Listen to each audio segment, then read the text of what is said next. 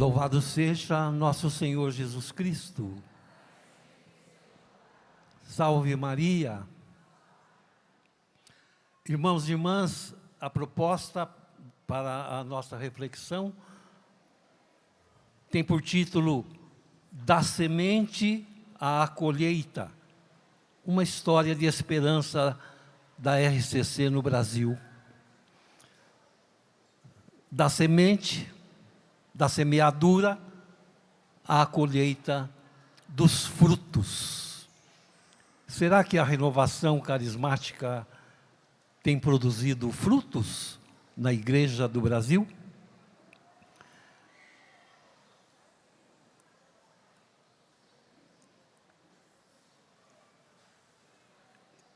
É uma reflexão importante para a nossa vida de corrente de graça. Porque a semeadura dessa cultura que nós defendemos se deu num terreno um tanto quanto adverso, difícil. E nós sabemos quantas resistências a corrente de graça encontrou na vida da igreja, mas que foi forjada para hoje produzir frutos. E eu gostaria de demonstrar um pouquinho dos frutos que vocês têm ajudado a produzir na vida da igreja. Vocês sabem que Deus ama a todos de igual maneira. Deus é amor. Mas Deus faz escolhas. Sem deixar de amar ninguém de um modo pleno, Deus escolhe. Deus fez escolha, Deus escolheu um povo, Deus escolheu profetas, sacerdotes, juízes, reis. Deus escolheu Maria. Jesus escolheu apóstolos, discípulos. E na última ceia, em João 15, 16, Jesus fala: não fostes vós que me escolhestes, eu vos escolhi. E vos constituí para que vocês vão e produzam frutos. E frutos que permaneçam. Então, nós precisamos ter essa certeza, né? Kátia já falava um pouco disso. Não fomos nós que escolhemos ser da corrente. Deus escolheu-nos. A corrente até nem nasceu de um planejamento, como vocês sabem. A renovação carismática surgiu de uma estratégia de Deus, sem fundador, sem uma iniciativa da instituição. Não tinha nenhum padre que sentou e pensou e falou, vamos começar alguma coisa, né? Sem um livro de regras. Simplesmente o Espírito fez surgir. Em outubro de 98, falando a renovação na Itália, João Paulo II dizia uma coisa muito séria. Dizia assim: uma das primeiras tarefas de vocês, líderes da renovação, é preservar a identidade católica da renovação carismática nas vossas comunidades e nos vossos grupos. Então é importante que nós façamos uma revisãozinha da nossa origem, para que a gente conheça qual é a nossa identidade, para que a gente a preserve. Porque esse é o fruto primeiro que o magistério da igreja espera de nós. Que nós preservemos a nossa identidade católica. Nós temos e devemos e agradecemos, somos gratos aos irmãos de outras denominações que nos acompanharam, nos ajudaram, nos inícios daquilo que nós temos por começo da renovação, mas a nossa fonte está em Pentecostes. Está na tradição da igreja, no magistério da igreja, está na nossa história. Nós não estamos dependentes da história do pentecostalismo protestante.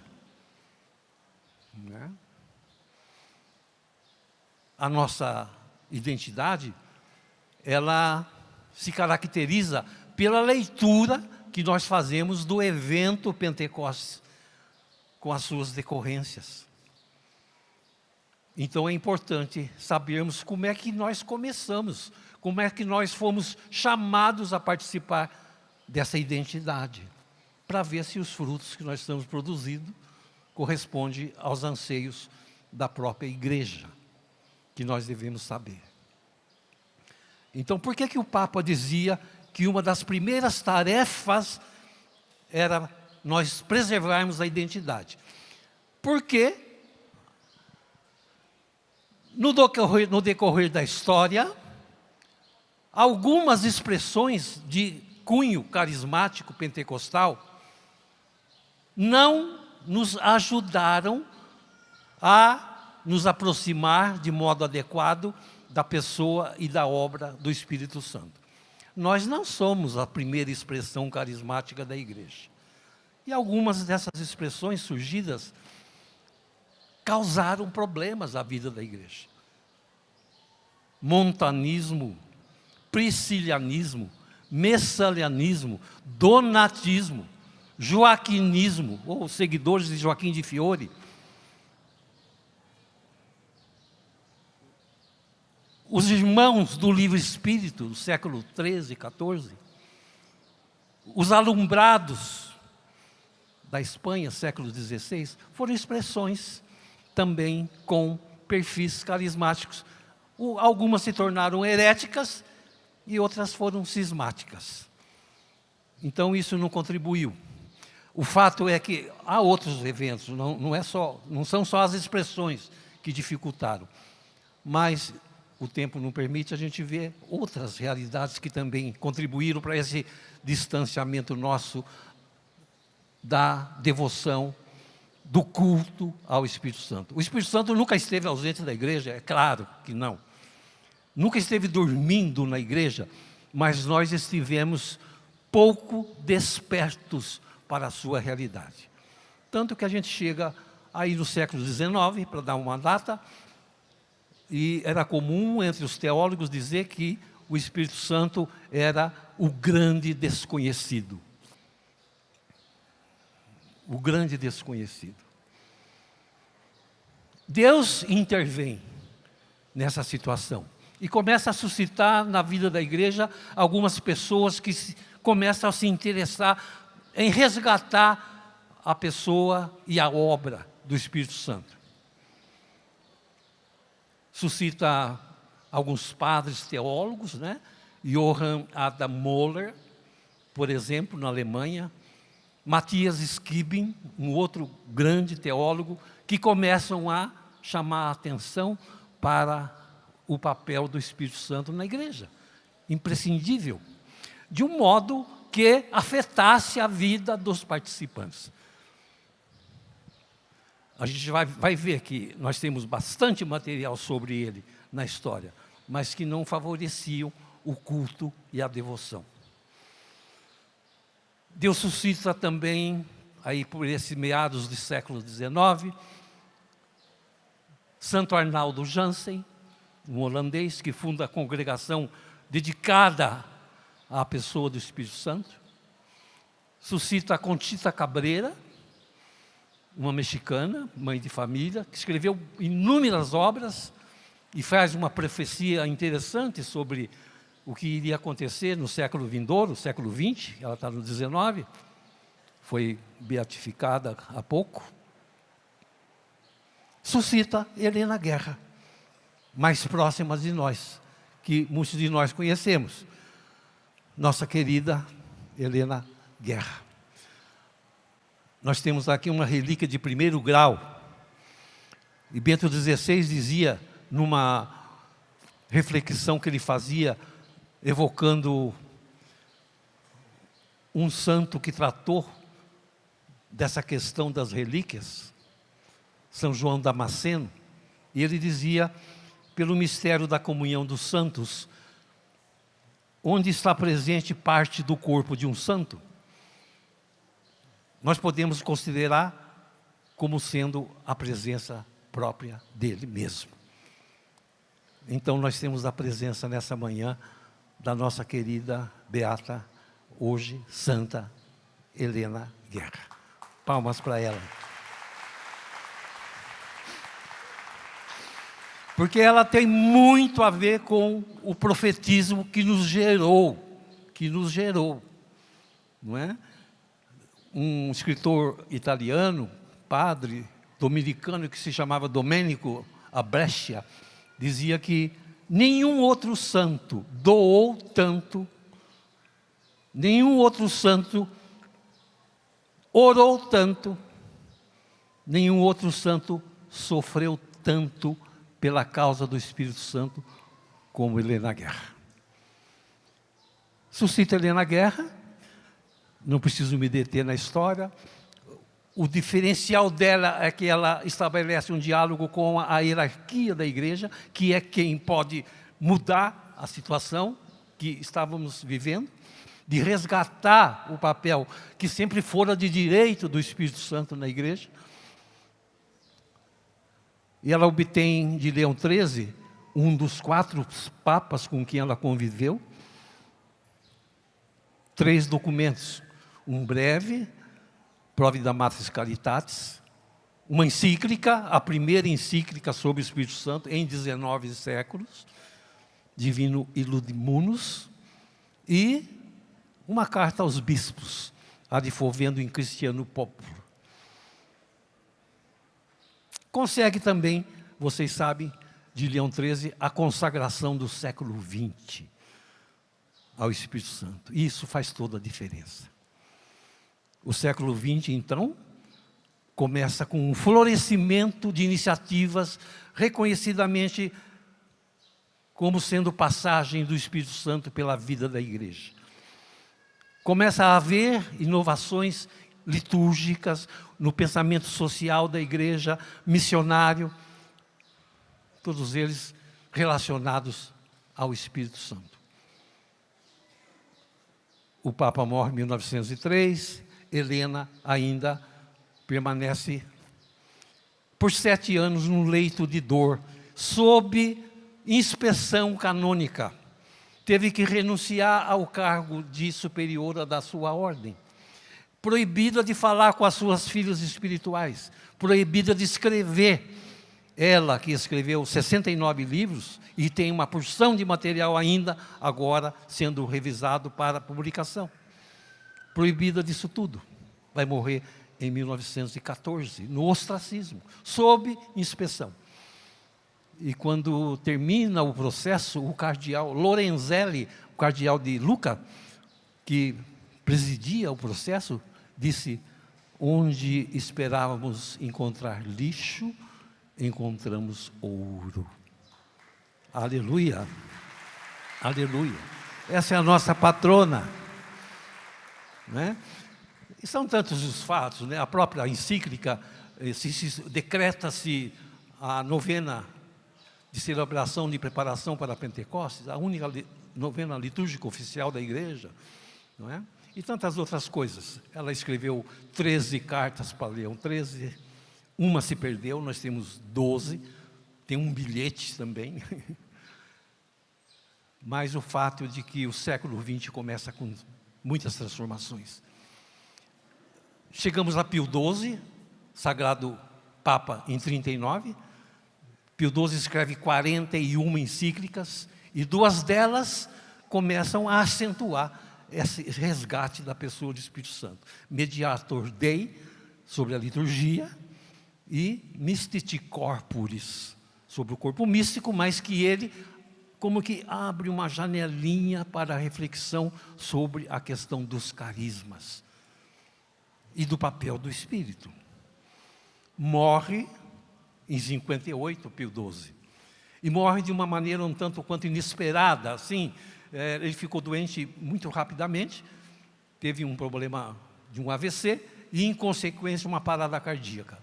Morreu em outubro, e em outubro mesmo elegeram aquilo que os historiadores chamam de um Papa de transição, né? Às pressas. Papa João XXIII. Papa João XXIII, já de idade bastante avançada, seria um Papa para dar tempo para se pensar num conclave para escolher um Papa depois, com mais vagar. O Papa, então, também assume em outubro de 58, em janeiro de 59, menos de 90 dias depois de eleito, surpreende o mundo, dizendo: eu gostaria de duas coisas, que fizéssemos uma grande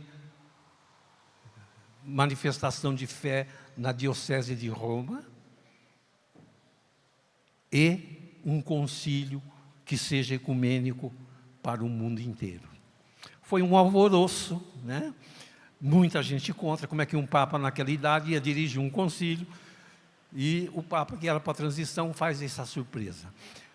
6 meses depois da eleição, de outubro, em abril, dia 26 de abril de 59, ele faz a sua primeira beatificação, Helena Guerra.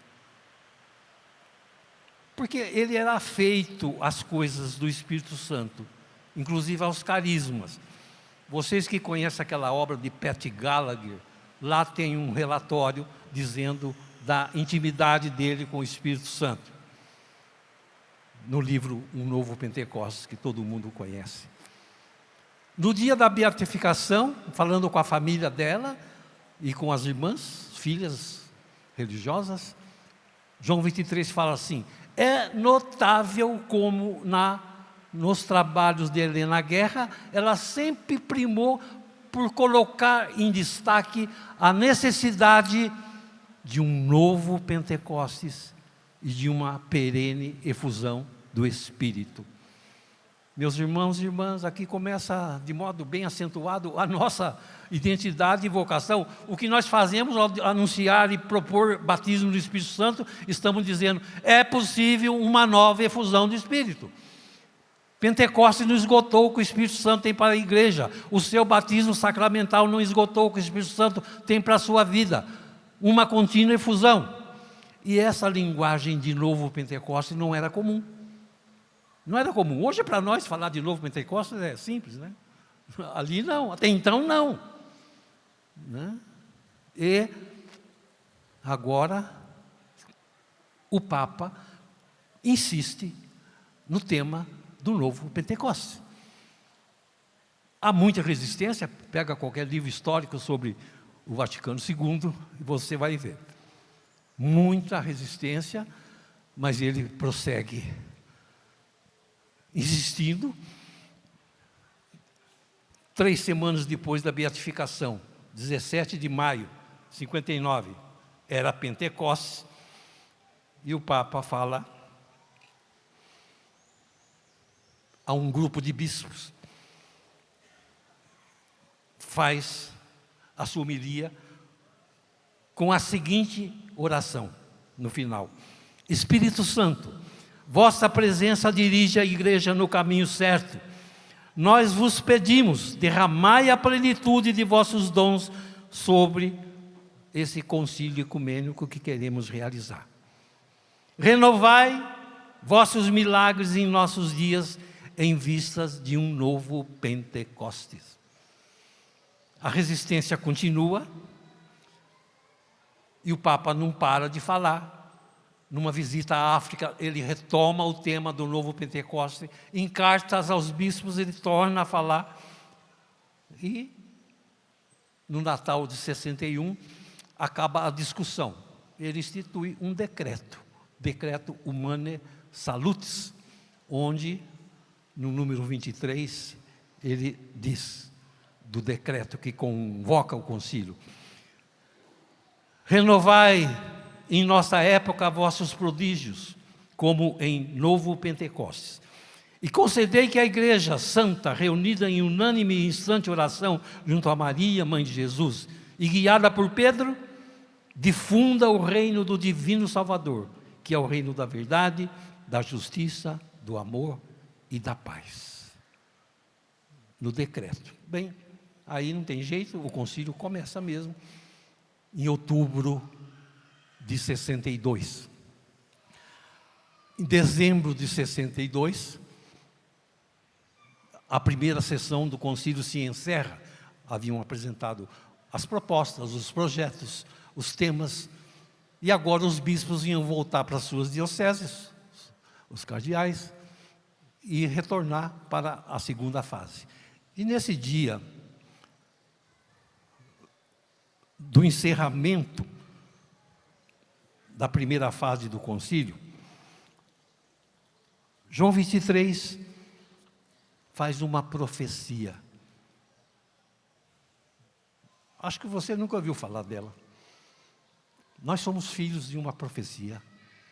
Nós somos filhos de um anseio profético de Conchita Cabreira, de Helena Guerra e do nosso hoje santo, amado João 23. Nesse discurso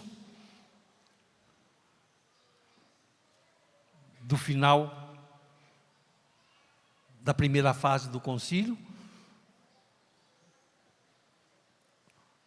o Papa revela, ele já vinha falando isso há pouco tempo, que não houve nenhum planejamento humano da parte dele em convocar o concílio. Ele não pensou em preparar nada, tanto que começou a falar 3 meses depois da eleição. Foi uma inspiração súbita, dizia ele. E no discurso, conhecido como Discurso da Lua, eu recomendo que vocês olhem na internet e procurem Discurso da Lua, porque é muito lindo. Ele estava doente, né? A preocupação das pessoas tinha sentido.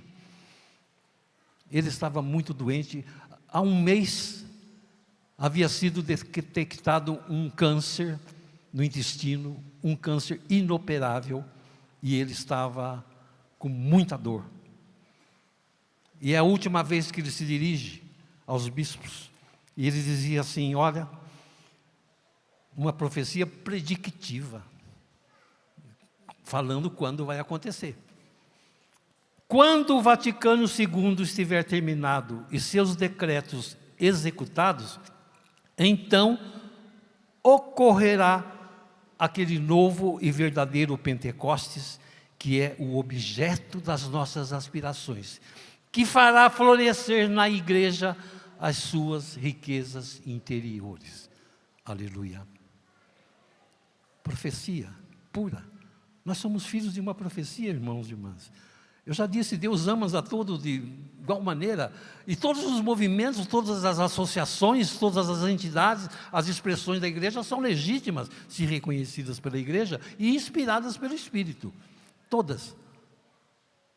Mas nós precisamos reconhecer que a corrente de graça é muito amada e privilegiada por Deus, muito amada.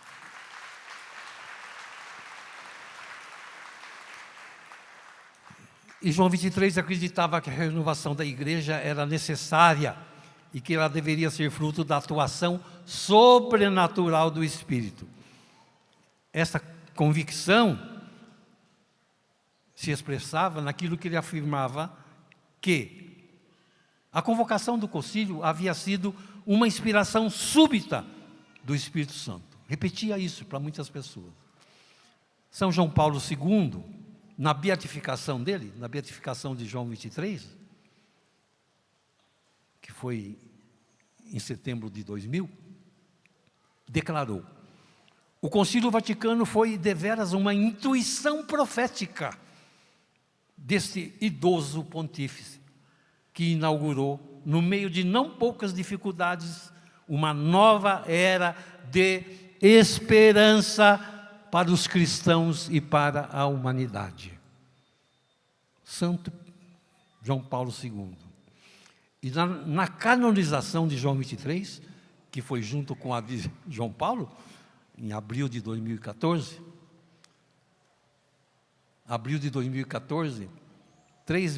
um mês depois de Francisco dizer que o maior desejo dele era que a renovação difundisse, compartilhasse a experiência do batismo no Espírito Santo com toda a igreja. Eu achava que eu ia morrer e não ia escutar isso. O Papa falando em batismo, no substantivo, de modo substantivado, nominativo. Um mês depois, é outro assunto, Papa Francisco declarou: foram 2 homens corajosos, cheios da parresia do Espírito Santo. São João 23 demonstrou uma delicada docilidade ao Espírito Santo. Deixou-se conduzir por ele e foi para a igreja um pastor, um guia guiado pelo Espírito. Por isso gosto de pensar nele como o Papa da docilidade ao Espírito Santo.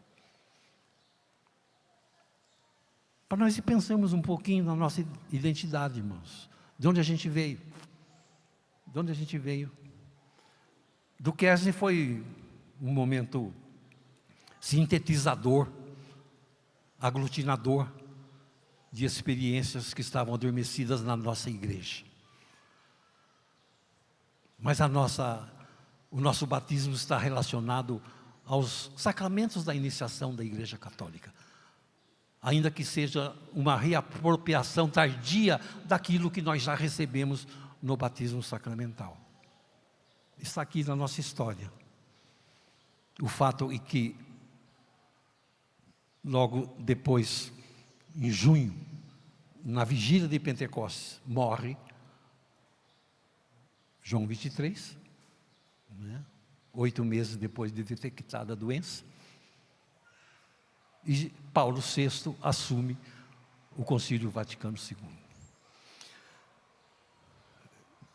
Seria bom falar também, falo algumas coisas dele depois, mas o pós-concílio mostrou para nós novidades tremendas daquilo que João 23 gostaria de ver. O concílio faz 258 referências ao Espírito Santo, coisa inédita na história dos concílios. E para nós aqui, o concílio exara 4 documentos de modo especial, onde 5 textos dizem respeito àquilo que nós somos, aquilo que é a nossa identidade. Lumen Gentium, sobre a igreja, números 4 e 12, Presbyterorum Ordinis, número 9, sobre os presbíteros, que devem reconhecer os carismas em nós. Número 3, da Apostolicam Actuositatem, sobre os leigos, e adigentes às missões, aos povos. Número 3 também, falando que os carismas nunca estiveram ausentes da vida da igreja. Frutos no Brasil, nós precisamos falar. Sequência. 8 de dezembro de 65 termina o concílio.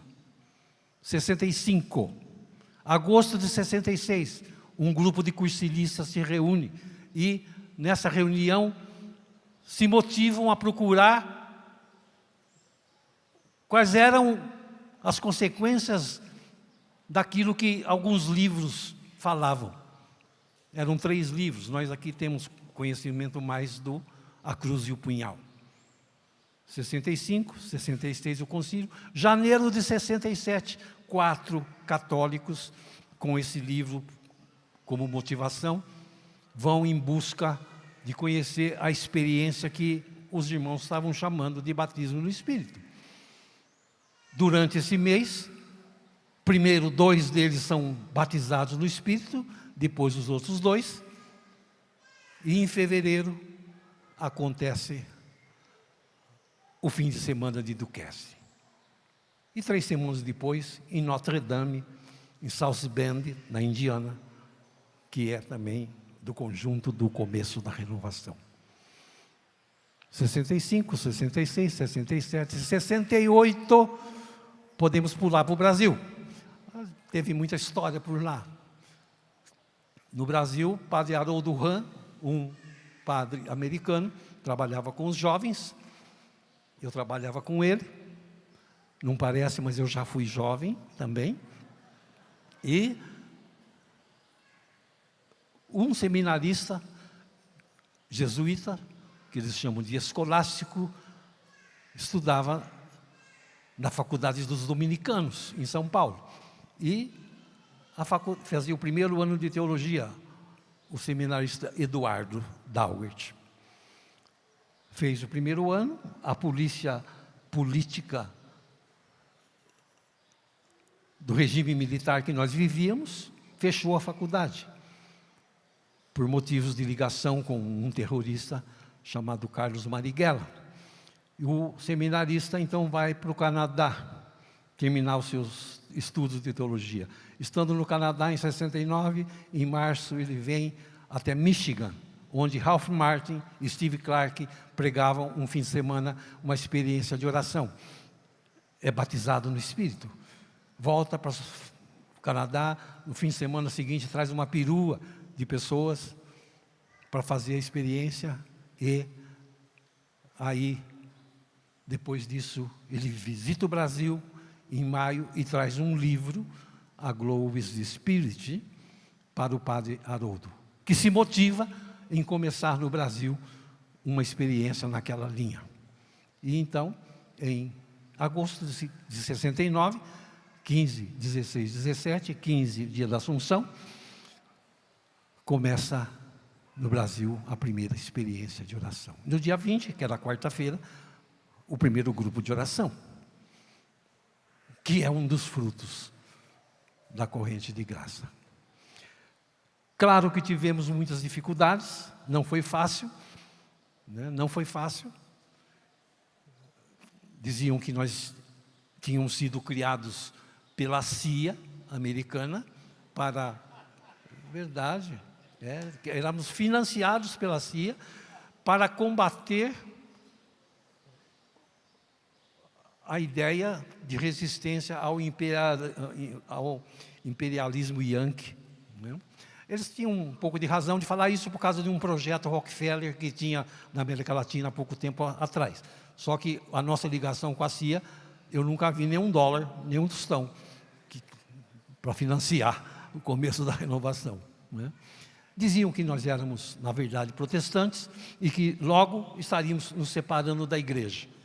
Mas a renovação logo foi demonstrando que nós não viemos para fundar uma nova religião, mas viemos para, em obediência aos nossos bispos, em comunhão com o nosso Papa, amando a Virgem Maria, a Eucaristia, viemos para ajudar, ser um fator de renovação da nossa própria igreja, e não para fundar outra igreja. Ficou muito claro desde o começo. Mas as resistências foram muitas. Não dá tempo e nem devo faltar com o devido respeito, mas muitos padres sofreram na carne a resistência da igreja de então, em que a maioria pertencia a um outro pensamento teológico, né? Faço referência aqui, sem desmerecer os demais, né? Ao padre Haroldo, que foi o pioneiro no Brasil, a Eduardo, que trouxe a sementinha para o Brasil, naquele livro. E não posso deixar de dizer do nosso querido padre Jonas. Não posso deixar.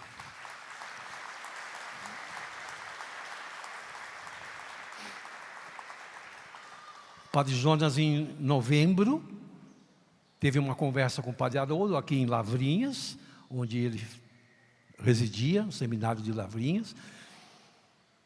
E em dezembro, fez a sua experiência de oração na Vila Brandina, em Campinas, que eu tive a graça de coordenar.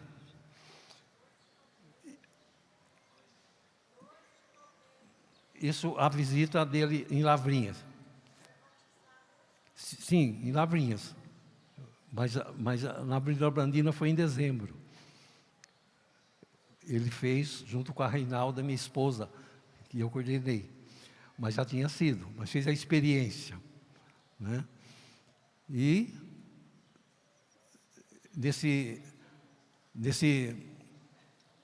na preparação desse encontro, era fim de ano, era a semana anterior do Natal. Tinha poucas inscrições, e a gente estava acostumado com um bando de jovens, e tinha pouca. Aí nos reunimos para ver se valia a pena continuar em promover. E durante a reunião, um jovem chamado Lumumba proferiu uma profecia, onde o Senhor dizia: prossigam com esse encontro, com essa experiência, porque dela eu vou fazer brotar um sacerdote que vai abalar as renovações da Igreja do Brasil. Padre Jonas Sabib.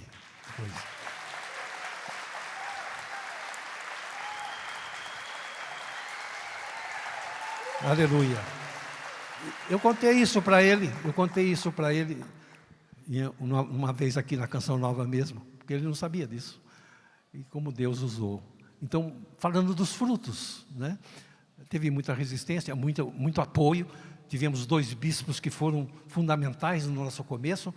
Dom Matias Schmidt, que foi bispo de Jataí, em Goiânia, bispo auxiliar. Depois foi como bispo de Rui Barbosa, na Bahia.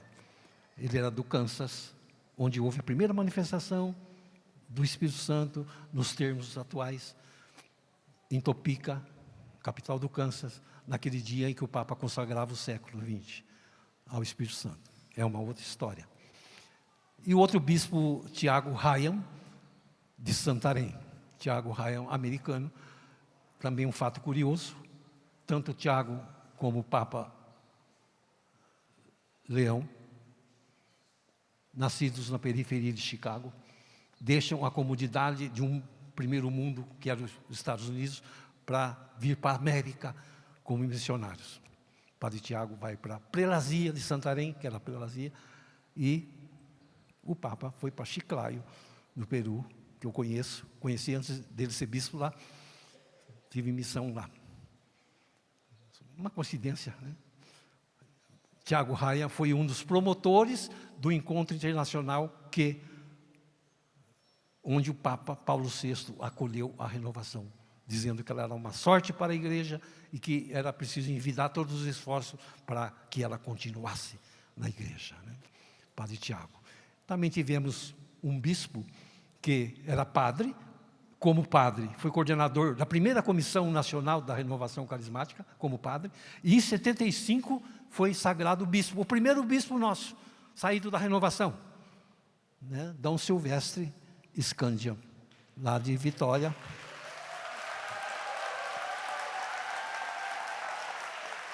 Depois foi arcebispo de Vitória, né?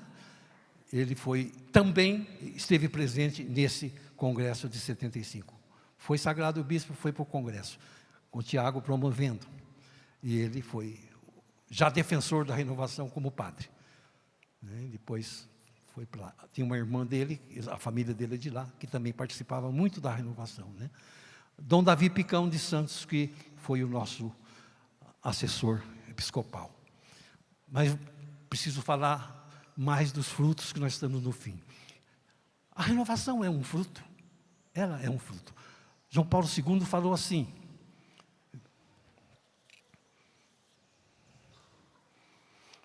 o movimento carismático católico, 4 de abril de 98, é um dos muitos frutos do Concílio Vaticano II, que tal um novo Pentecostes propiciou um extraordinário crescimento na vida da igreja, de grupos, movimentos particulares, sensíveis à ação do Espírito. Como não agradecer pelos frutos espirituais preciosos que a renovação produziu na vida da igreja e na vida de tantas pessoas? Nós somos um fruto que temos produzido frutos, segundo o magistério da igreja. Não somos nós que estamos falando de nós. Em maio, logo na sequência, João Paulo diz assim, falando na reunião para os movimentos e comunidades na Praça de São Pedro, 30 de maio de 98. Como é grande hoje a necessidade de personalidades cristãs amadurecidas, conscientes da própria identidade batismal, da própria vocação e missão da igreja e no mundo. Como é grande a necessidade de comunidades cristãs vivas. E eis então os movimentos e as novas comunidades eclesiais. Eles são a resposta suscitadas pelo Espírito Santo a esse dramático desafio no final do milênio. Meus irmãos, não sou eu que estou dizendo, o magistério da igreja, pela boca de um santo, está dizendo que vocês são a resposta de Deus para esse final dos tempos da igreja. Vocês são.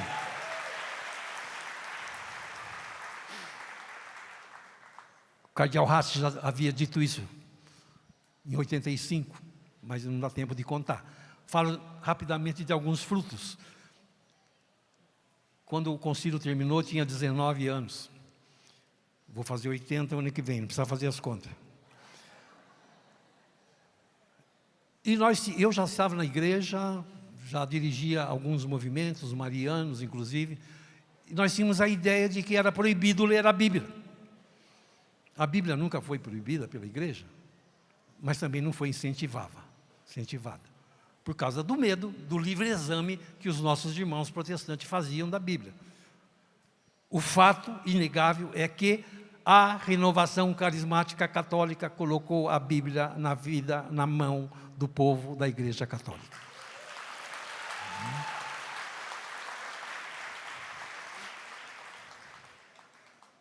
Quanta gente teve a vida mudada e transformada por ler ou por ouvir a pregação da palavra de Deus. A renovação carismática ajudou a restaurar a devoção a Maria. Talvez você nunca tenha pensado nisso. No pós-concílio, houve um momento de má interpretação do que o concílio falou sobre Maria, na Lumen Gentium, documento sobre a igreja. E alguns padres começaram a tirar a imagem da igreja e a entender de modo equivocado aquilo que era uma perfeita, excelente colocação a respeito do devido lugar de Maria na vida da igreja. Como hoje, né? Estão aí criticando o que o Papa falou sobre Maria. E os movimentos marianos sentiram esse baque. E a renovação veio com tudo, colocando Maria em destaque. Quem tem aí o seu terço na bolsa ou na mão? Quem tem? Levanta a mão, não precisa pegar. Às vezes nós somos mais marianos que certos movimentos marianos. Aleluia. Falo rapidamente. A devoção à Eucaristia, que é ponto alto nos nossos encontros, né? Quanta gente voltou a frequentar a missa diariamente. Vocações, as nossas comunidades, os nossos grupos de oração. Quantas vocações suscitaram para a igreja? Sacerdotais, religiosas, ministeriais, de leigos empenhados. Quantas expressões. O grupo de oração, já se falou aqui, um precioso fruto para a igreja dos nossos tempos. O louvor, vocês pensam que era comum se reunir em louvor? Éramos criticados como trocadores de lâmpada. Mas depois veio Bento XVI pedindo que a gente fizesse do louvor um estilo de vida. Antes veio João Paulo dizendo que nós precisávamos manter acesa a chama do louvor na vida da igreja. Tem uma porção de outros frutos que não dá tempo de falar.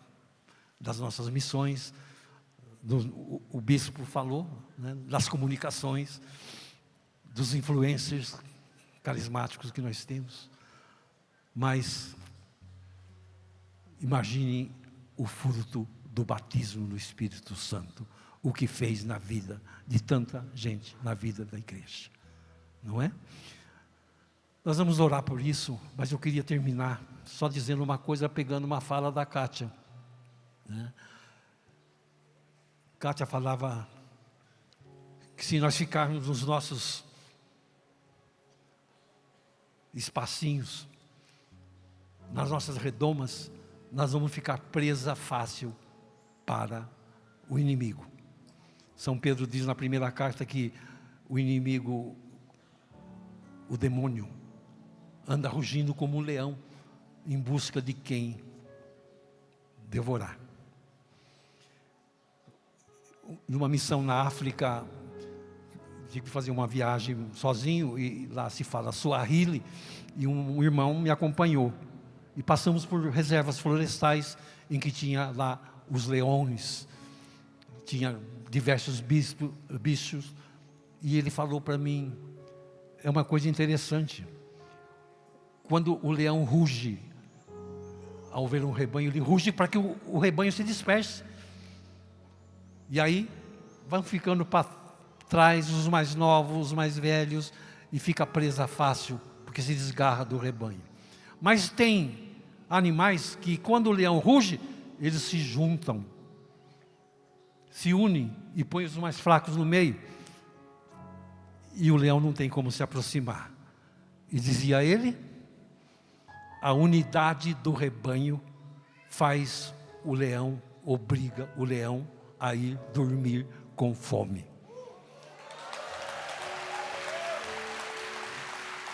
Repete comigo, meus irmãos. A unidade do rebanho. A unidade do rebanho Obriga o leão. Obriga o leão A ir dormir com fome. a ir dormir com fome. Louvado seja Deus pelos frutos da renovação carismática católica. Aleluia. Fica de pé. Fica de pé, meu irmão, minha irmã. Grande fruto. Tomamos consciência da possibilidade de receber mais do Espírito Santo, sempre mais e mais e mais. Você quer mais? Eu quero. Hoje. Você quer mais hoje? Eu, Diga comigo, eu creio, Senhor, eu creio, Senhor. que eu posso receber mais. Eu posso receber. E eu quero, Senhor, E eu quero te oferecer mais espaços de santidade na minha vida. mais espaço de santidade. Eu quero que o Senhor tire do meu coração, Eu quero sentir meu coração. arranca do meu interior Arranca do meu interior tudo aquilo que está em conflito tudo aquilo que está em conflito com a presença do Espírito Santo. com a presença de Deus. Limpa, Senhor, o meu coração Limpa, Senhor. e replena-me do seu Espírito Santo, Senhor. Eu preciso de mais Espírito Santo. Eu preciso da força do Espírito. Preciso da Eu não quero contar com as minhas próprias forças, Não Senhor. quero contar com esse Eu sou frágil e pecador. frágil. Enche-me do teu Espírito, Senhor. Levanta os braços, irmão. Una na hala varachanda la makanda la mai. Oh la la la mandara mai. Naya marielo la la la riori. Unaya manda la la na maya la na ho. E la la la mamara la la vana mai. Unaya la lielo la la la. Kuna maya na vala mala la la la la vala mia. Ula ye na makanda la mayo na na shanda ye. Ola la marielo la la la la. Oh la la la